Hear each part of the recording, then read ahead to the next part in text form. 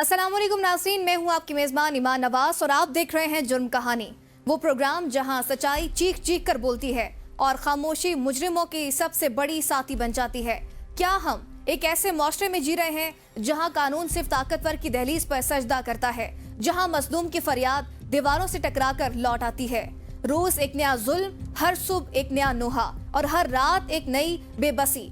जुर्म कहानी सिर्फ एक प्रोग्राम नहीं, ये उन आंखों की पुकार है जो सच को देखने के बाद भी बंद कर दी जाती हैं। ये उन लबों की सदा है जो इंसाफ मांगते मांगते खामोश हो चुके हैं।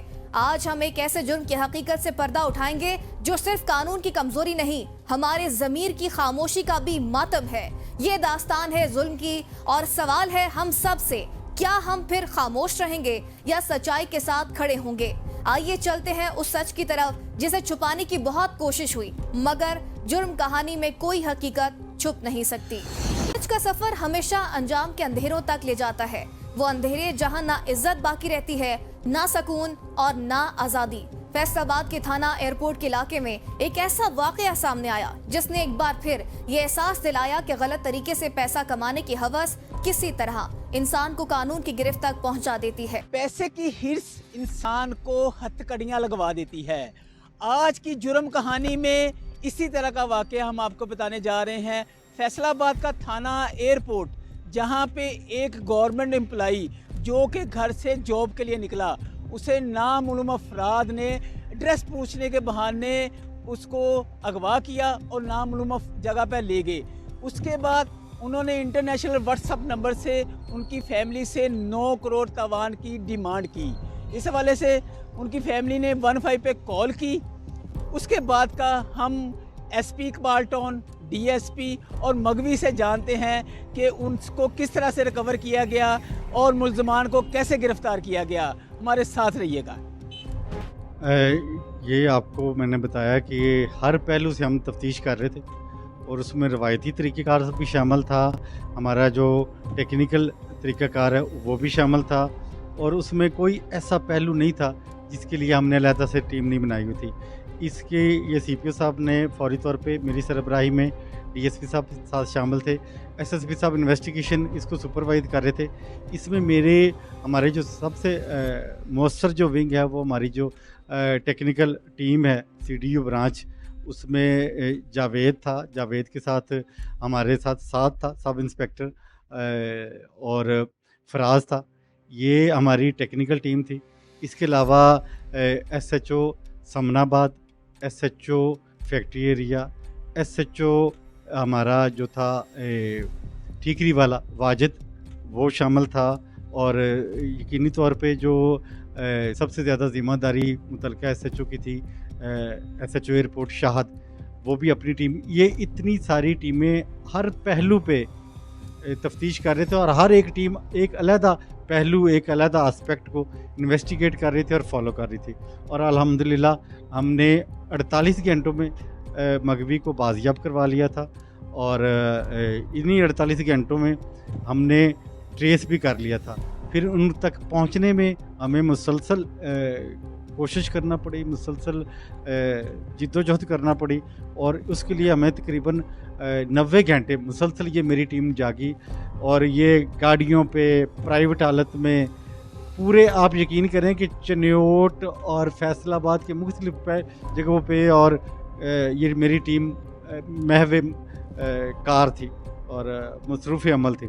और अल्हम्दुलिल्लाह 90 घंटों तक हमने मुल्ज़मान को गिरफ़्तार करते हुए जो टेक्निकली हमें एविडेंस चाहिए थी वो तक उसमें कामयाबी से हमने हासिल किया, और पुलिस ने शानदार काम किया। और यकीनी तौर पे ये मेरे सारे बब्बर शेर, ये सारे पेशा वराना तरीके से इन्होंने काम किया, और ये मेरा कांस्टेबल से लेके सीपीओ साहब तक की कंट्रीब्यूशन है इस वाले कारहाय नमाया में। और अल्हम्दुलिल्लाह हमें अल्लाह ताला ने मौका दिया कि हम अपना फ़र्ज़ अदा करते हुए मज़लूम की ना सिर्फ ये कि हम जान बचाने में कामयाब हुए मगवी की, बल्कि उनके जो माली नुकसान था उसको भी उसका भी तदारक किया। ये सवाल यहाँ खड़ा होता है कि आखिर ये नौजवान ऐसे संगीन जराइम की तरफ क्यों जा रहे हैं? सिर्फ पैसे की हवस या ये एहसास कि कानून की गिरफ्त ढीली है?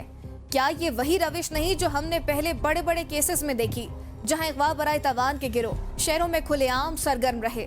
पाकिस्तान की तारीख में कई मिसालें हैं कि ऐसे जराइम सिर्फ उस वक्त परवान चढ़ते हैं जब सजा का खौफ खत्म हो जाए और मईशत में तंगी जराइम को सहारा देने लगे। अच्छा, बाशुरू ये कहता हूँ कि मेरा नाम मोहम्मद अशरफ, मैं पाकिस्तान अकामी एनर्जी कमीशन का मुलाजिम हूँ, एसपीडी का मुलाजिम हूँ।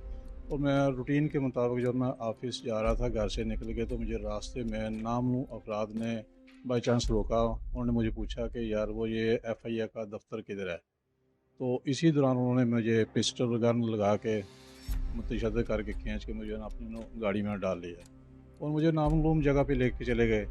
तो पीछे से हमारे जो घर वालों को पता चला तो उन्होंने फौरी तौर पे 15 पे कॉल की।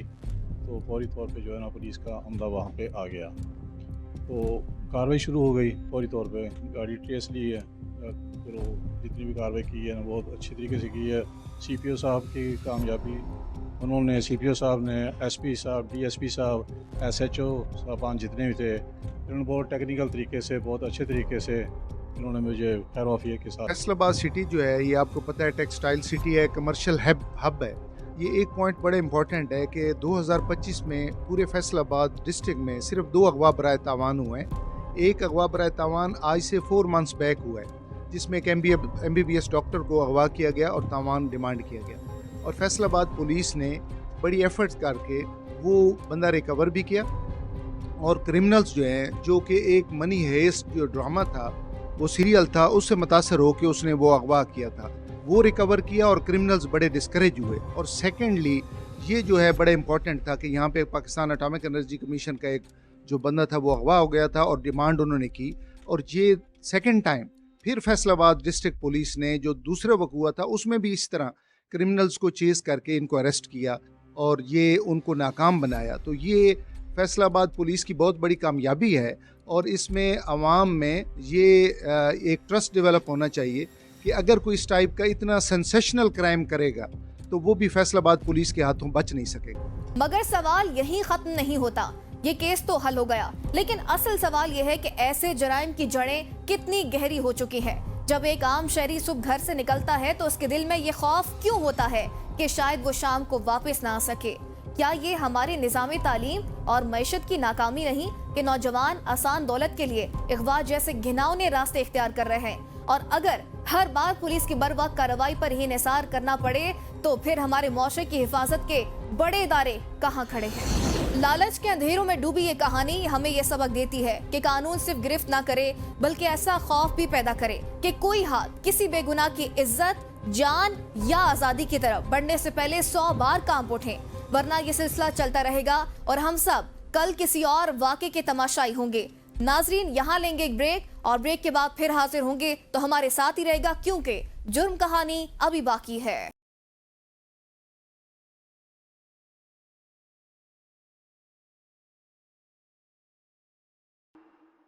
वेलकम बैक नाजरीन। लियाकतपुर के नवाई गांव मौजा वाहिद बख्श सियाल में एक ऐसा अलमनाक सानिया हुआ जिसने पूरे इलाके को सोगवार कर दिया। ये कहानी है मोहम्मद जाहिद सियाल की, जो बरसों पुलिस थानों में प्राइवेट मुंशी के तौर पर काम करता रहा, दूसरों के मुकदमात लिखता और अपनी गुजर बसर करता रहा। लेकिन उसे अंदाजा भी ना था कि एक दिन उसके अपने ही करीबी रिश्तेदार उसकी जिंदगी की किताब हमेशा के लिए बंद कर देंगे। जी, मैं इस वक्त मौजूद हूँ लियाकतपुर थाना सिटी की हदूद मौजा चौधरी बस्ती जट्टू सियाल में। यहाँ पर 16 अगस्त को मुबैना तौर पर मोहम्मद जाहिद मेहनतकश को मुबैना तौर पर उसके रिश्तेदारों और ससुरालियों ने कत्ल कर दिया। बताया गया है मोहम्मद जाहिद की 16 से 17 साल पहले शादी हुई। शादी में उसके 6 बच्चे पैदा हुए। 6 बच्चे जो है वो हयात ना रह सके और अल्लाह को प्यारे हो गए। उनमें 7वीं एक बच्ची 1 साल की थी। मोहम्मद जाहिद की बीवी ने अदालत के ज़रिए अपने शौहर से खुला लिया और अलहदगी अख्तियार कर ली। बताया गया है मोहम्मद जाहिद जो है ये थाने के में प्राइवेट के तौर पर मिसलें लिखता था, मुंशी था। मोहम्मद जाहिद जो है ये 14 अगस्त और 15 अगस्त को अपनी बच्ची को मिलने गया। मुबैना तौर पर उसके ससुरालियों, उसके मामूजाद भाइयों और मामू ने उसे जहर देकर तशद्दुद करके उसे कत्ल कर दिया। इस वाक़े के मुतालिक मज़ीद मेरे साथ इलाका मकीन, उनके रिश्तेदार और मुद्दई मुकदमा जो है, जिन्होंने आज इलाका मजिस्ट्रेट मोहम्मद तारिक रशीद कमर साहब की अदालत में एक रिट पिटीशन दायर की कि मेरे भाई की कब्र कुशाई की जाए और मेरे भाई का जो कत्ल है उसे छुपाया गया है, इस कत्ल को आया किया जाए और जो इस कत्ल में मुलव्वस हैं इन्हें कैफरे किरदार तक पहुँचाया जाए। मज़ीद मेरे साथ बात करने के लिए मुदैया तहमीना बीबी हैं। हम इनसे जानते हैं कि वो अपने भाई मोहम्मद जाहिद के बारे में क्या कहेंगी। बेटी माँ के पास चली गई, लेकिन जाहिद अपनी बच्ची को देखने के लिए अक्सर ससुराल जाता रहा। शायद एक बाप का यही सबसे बड़ा सहारा था कि अपनी बेटी को गले लगा सके, उसके हाथ में खिलौने और कपड़े पकड़ा सके, मगर यही बाप का प्यार ससुराल को नागवार गुजरता रहा। जी, मकतूल मोहम्मद जाहिद का बहनोई मोहम्मद साजिद मेरे साथ है। हम उनसे बात करते हैं कि भाई मोहम्मद जाहिद को क्यों कत्ल किया गया, क्या ऐसी वजूहात थी जिसकी वजह से उन्हें कत्ल कर दिया गया। और आज जो है इलाका मजिस्ट्रेट की मौजूदगी में मोहम्मद जाहिद की कब्र कुशाई की गई। मज़ीद मेरे साथ मोहम्मद जाहिद के बहनोई मोहम्मद साजिद साहब हैं। मैं इनसे बात करता हूँ, वो मोहम्मद जाहिद की मौत के बारे में क्या कहेंगे। सर, बात यह है कि मोहम्मद जाहिद 15 अगस्त को अपनी बच्ची को मिलने गया था अपने ससुराल। उसकी बीवी ने तनसीख ले ली थी, उसकी बच्ची उसके पास थी, अपनी माँ के पास। वो गया तो उसने दरवाज़ा उसका खटकाया तो उसका ससुर है और चाचा भी है, वो बह रहा। तो उसने बोला हाँ क्या मसला है। उसने बोला मैं बच्ची को अपने कपड़े भी देने आया हूँ 14 अगस्त के, और दूसरी बात है मुझे मिलवाओ। उसने दरवाज़ा बंद करके चला गया। ये सवाल यहाँ खत्म नहीं होता कि एक बाप को क्यों मारा गया। असल दुख ये है कि इंसानियत के रिश्ते, खून के रिश्ते किस हद तक हवस और अना के अंधेरे कुएं में गिर चुके हैं। ये पहला वाकया नहीं जहाँ करीबी अजीज कातिल बने। ऐसे कई केसेस माजी में भी देखे गए जहां जमीन के तनाजे, इज्जत की अना या जाती दुश्मनी ने घर को कब्रिस्तान बना दिया। जुर्म करने वाले ये समझते हैं कि दफन कर देने से हकीकत छुप जाएगी, मगर जुर्म कभी दफन नहीं होता। वो चीखता है, इंसाफ की दहलीज पर दस्तक देता है और मुतासा खानदान की तन्हाई को मजीद भारी कर देता है। उन्हीं के मुताबिक वो बोलता है गेट में जो है ना शोर वावेला उसने किया और तलाक कलामी भी हुई। और फिर वो वापस चला आया अपने घर। उसके घर जैसे वो पहुंचा, वो जहांगीर और अब्दुल मजीद वहाँ से इधर अपने उसके घर में पहुंच के उसके मामू के इधर घर है मोहम्मद अमीन और अजीम बख्श का, इधर थे मौजूद थे। उसने आके प्लान बनाया जो इसने हमें तंग किया, हमारी बेइज्जत किया उधर, हम जो है ना आ गए इनको अभी मार डालें। उसने बोला ठीक है। ये जो है 8 मुलजमान थे, मोहम्मद जहांगीर, मोहम्मद असद, ग़ुलाम सरवर और मोहम्मद फ़रहान, मोहम्मद सलीम और अजीम बख्श, मोहम्मद अमीन और अब्दुल मजीद, और इसके सोने के इंतज़ार कर रहे थे। जो उसने राखी की, जब वो सो गया था उसके 8 के 8 मुलज़िमों ने उस पर हमला कर दिया। जो उस पर हमला किया उसके मुंह पर शापर भी चढ़ाया और उसने जो तशद्दुद किया, बड़े बेतहाना तशद्दुद किया है उसके ऊपर। उसके बावजूद आखिरी जो उसकी सांस चल रही थी थोड़ी थोड़ी, उसके वही मुलज़िम भी मान रहे हैं। जो हमने जो है ना जहर की गोलियां भी खिलाई और उसको जो है ना उसके जो पहले कपड़े पहने हुए थे वो उतार दिए थे और पैंट भी पहनाई और बनेन भी पहनाई और गीला कपड़ा करके उसको सफाई कर दी। उसको मिट्टी मुट्टी जो थी वो साफ़ हो गई थी। सुबह जो है ना उसने तकरीबन 11 बजे वावेला किया। मैं मेरा डाला है, मैं गाड़ी पे चला गया था, मैं गला मंडी में मौजूद था। वो इधर आए मेरे घर में, मेरी साली का बड़ा बेटा जो आया था वो जो आया मेरी वाइफ को ले गया। उसने बोला क्या बात है। उसने बोला आंटी मेरी मम्मी बुला रही है। वो जो वहाँ पहुँचे उसके बाद ये मेरी वाइफ जो उधर पहुँची जब उसका भाई फौत हुआ था, उसने मेरे सांडू मोहम्मद सलीम ने मुझे कॉल की तकरीबन 12 बजे जो अपना साला फौत हो गया है। मैं वहाँ खड़ा था, मुझे आने में तकरीबन घंटा लग गया। मैं 1 बजे घर पहुँचा और 1:30 बजे मैं उधर जाके पहुँचा। जब तो मैं अंदर जा रहा था तो मोहम्मद अजीम और अमीन और जहांगीर वगैरह ने, उसने बोला यार इधर 1 मिनट ठहरो तो काम है। मैंने बोला जी क्या काम है। उसने बोला, और आदमी भी बैठे थे 2-4। उसने बोला लकड़ी लेनी है, जो ठीक है चावल पकाने हैं ना, लकड़ी लेने। मैं चला गया था, लकड़ी लेके आ गया। फिर उसने बोला, फिर मेरे साथ अमीन चला गया, बाज़ार से कुछ चीज़ें लेनी है, फिर आ जाओ। फिर इतनी देर कर दी कि 5 बजे हम इधर पहुँचे हैं।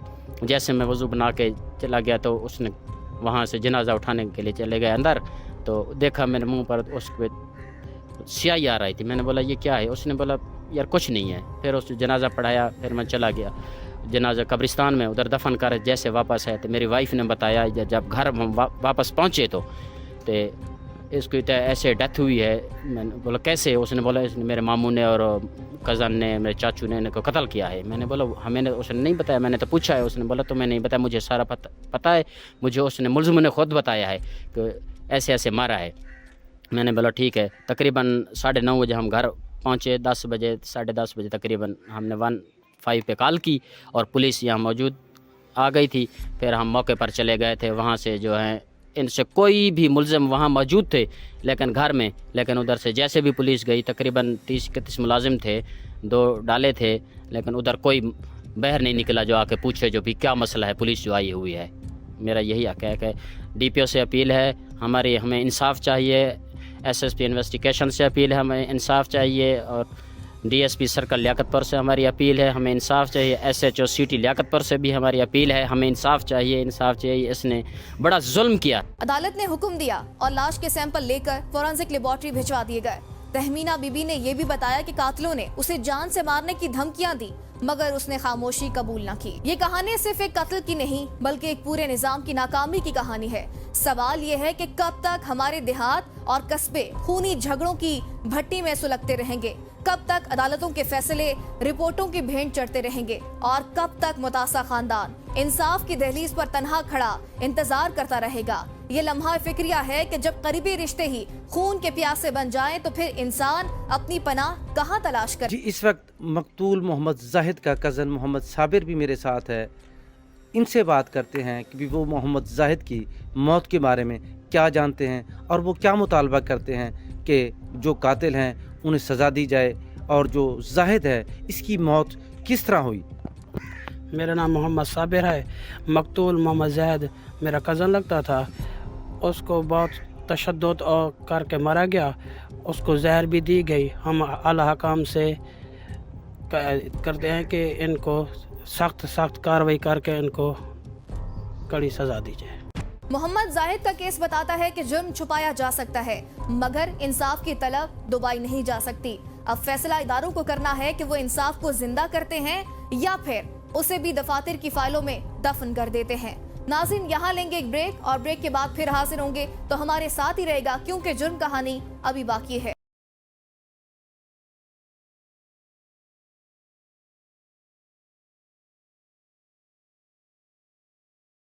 वेलकम बैक नाज़रीन। मुल्तान की गलियों और सुनसान सड़कों पर फैलती खामोशी के पीछे एक खौफनाक हकीकत छुपी है। लावारिस लाशें जिनका कोई पुरसानी हाल नहीं, जिन्हें ना कोई तलाश करता है और ना कोई रोता है। रवां साल के दौरान ऐसे वाकयात में तेजी से इजाफा हुआ है और ये सिलसिला अब मौशरती जवाल की एक अलामत बनता जा रहा है। बात करने के लिए CP मुल्तान सादिक अली डोगर साहब मौजूद हैं। उनसे जानते हैं कि रवां साल में मुल्तान पुलिस को कितनी लावारिस डेड बॉडीज मिली हैं और उनके हवाले से क्या इकदाम किए गए हैं। जी सर, बताइएगा कि इस साल मुल्तान पुलिस को कितनी लावारिस डेड बॉडीज मिली हैं और क्या इकदाम किए। बेसिकली 79 डेड बॉडीज ऐसी मिली हैं जिनकी आइडेंटिफिकेशन उस वक्त नहीं थी जब डेड बॉडी मिली। लेटर ऑन उनकी आइडेंटिफिकेशन भी हो गई। जो आपके जहन में है कि लावारिस लाशें हैं और शायद वो कत्ल होती हैं या उनके साथ जुर्म होता है, बिल्कुल ऐसा नहीं है। जो बहुत सारी उसकी वजूहत हैं। जैसे 36 ऐसे लोग थे जो ड्रग एडिक्ट्स थे।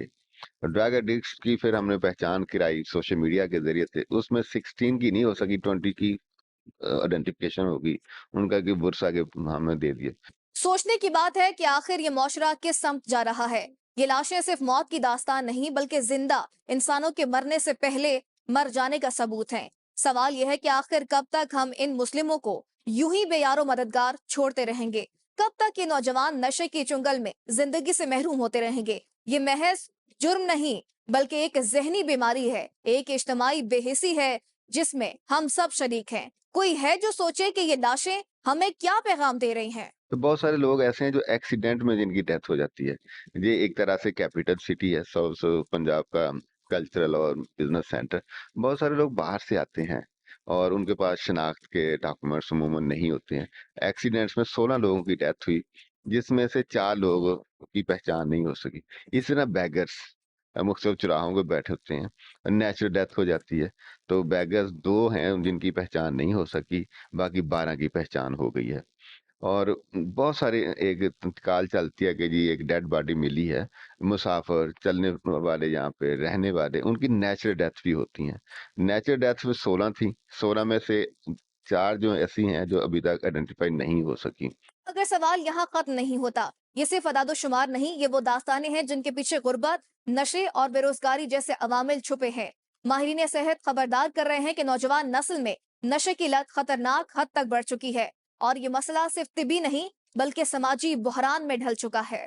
तो मेरी तमाम लोगों से दरख्वास्त कह लें, एक अपील है कि जब भी आप किसी जगह जाएं तो अपने आइडेंटिफिकेशन डॉक्यूमेंट साथ जरूर रखें। आपका आइडेंटिटी कार्ड हो, लाइसेंस हो, जहाँ किसी जानने वाले का टेलीफोन नंबर हो।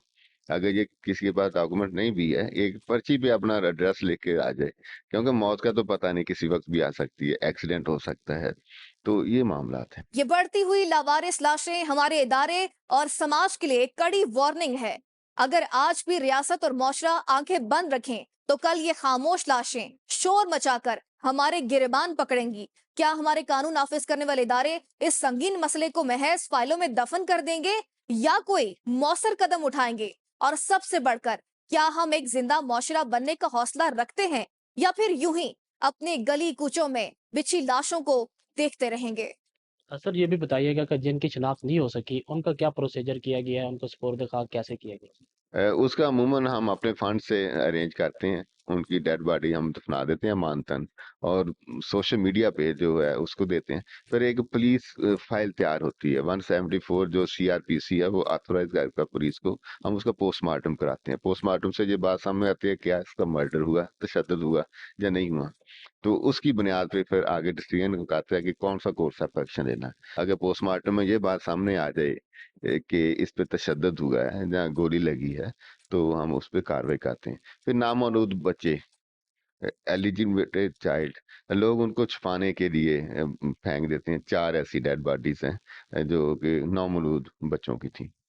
जी बिल्कुल, जैसा कि आपने उनकी बात सुनी है, CP मुल्तान सादिक अली डोगर साहब का ये कहना है कि 79 डेड बॉडीज़ हैं इस साल पुलिस को रिसीव हुई हैं। पुलिस ने अपने फ्रेंड के ज़रिए जिनकी शिनाख्त नहीं हो सकी उनका पोस्टमार्टम कराने के बाद उनको सुपुर्द खाक कर दिया है। जी, बढ़ती हुई लाशें मुल्तान शहर के समाजी और मुआशरती मसाइल की अक्कासी करती हैं। गुर्बत, महंगाई, बेरोजगारी, मंशियात और हुकूमत की अदम तवज्जो ऐसे अनासिर हैं जो इस संगीन सूरत हाल को जन्म दे रहे हैं। हुकूमत, इंतजामिया और कानून नाफिज करने वाले इदारों को इस सूरत हाल को संजीदगी से लेना चाहिए। लावारिस लाशों के बढ़ते हुए रुझान के असबाब के सदेबाब के लिए हिकमत अमली वाजे करनी चाहिए ताकि ऐसी सूरत हाल जो है वो हमेशा के लिए खत्म हो सके। नाजरीन, जुर्म की दुनिया नाजरीन, जुर्म की दुनिया अंधेर नगरी की तरह है जहां लालच, नफरत और खुदगर्जी के साए मंडलाते रहते हैं। लेकिन याद रखें, अंधेरे चाहे जितने भी गहरे हों, इंसाफ की रोशनी हमेशा अपना रास्ता बना लेती है। हर जुर्म एक सबक छोड़ता है, हर मुजरिम की कहानी इबरत की एक नई तहरीर होती है। हमें चाहिए कि इन कहानियों से सीखें, खुद को और अपने मुआशरे को महफूज रखने के लिए कानून, अखलाकियात और इंसानियत की हदूद को ना सिर्फ पहचाने बल्कि उन पर अमल भी करे। ये थी आज की जुर्म कहानी, एक ऐसी दास्तान जो हकीकत पर मबनी थी, सबक आमोज भी और सनसनीखेज भी। अगली बार फिर हाजिर होंगे नई कहानियों के साथ, जहां जुर्म बेनकाब होगा और इंसाफ की गूंज सुनाई देगी। तब तक के लिए अपना और अपने इर्द गिर्द के लोगों का ख्याल रखिए। लाने के बाद